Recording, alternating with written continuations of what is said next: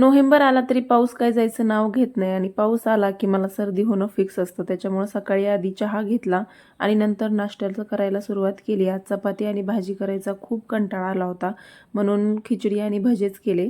नंतर दुपारच्या स्वयंपाकाची तयारी केली. दुपारच्या स्वयंपाकामध्ये मी वांग्याची भाजी भाकरीच करणार होते. सो मी त्याचीच तयारी करत होते. डायटिंगमध्ये थोडा ब्रेक घेतला होता कारण दिवाळीचं सगळं फराळीचं होतं, कारण थोडंफार खाण्यात येतंच. मग इथं मी खारी आणि टोस्ट पण आणून इतक्या दिवस झाले होते. म्हणलं आता ते पण थोडेसे संध्याकाळी चहा आणि खारी खायला घेतले. आणि आता खायला घेतले म्हणल्यास आम्हाला बसायचं का असतं, पण खायचं काही नसतं, फक्त बसायचं. आणि इथं कीर्तन लावलं होतं तर ती इतकी छान विठ्ठल विठ्ठल करत होती.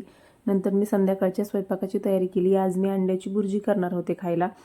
त्यासाठी मी हे नवीनच चॉपर घेऊन आले आणि त्याच्यात इतका छान बारीक कांदा चॉप होतोय. आता कांदा कोथिंबीर बारीक चॉप करून ती तेलात परतून घेतली आणि त्याच्यात परत बेसिक मसाले टाकले आपले. आता तिखट आम्ही थोडंसं जास्त खातो, काळं तिखट टाकायचं मोस्टली, खूप छान लागते. नंतर चवीनुसार मीठ आणि 2 अंड्यांची भुर्जी केली होती मी.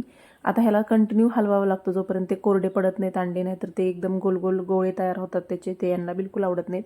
हे बघा किती छान सुटसुटीत भुर्जी तयार झाली. आवरल्यानंतर मी फ्रेश झाले आणि मी रात्री सध्या रोजमेरीचं एसेन्शियल ऑइल लावते चेहऱ्याला, एक 3 ड्रॉप. आता हिवाळा पण येतोय सो स्किन तेवढी कोरडी पडत नाही हे लावल्यास.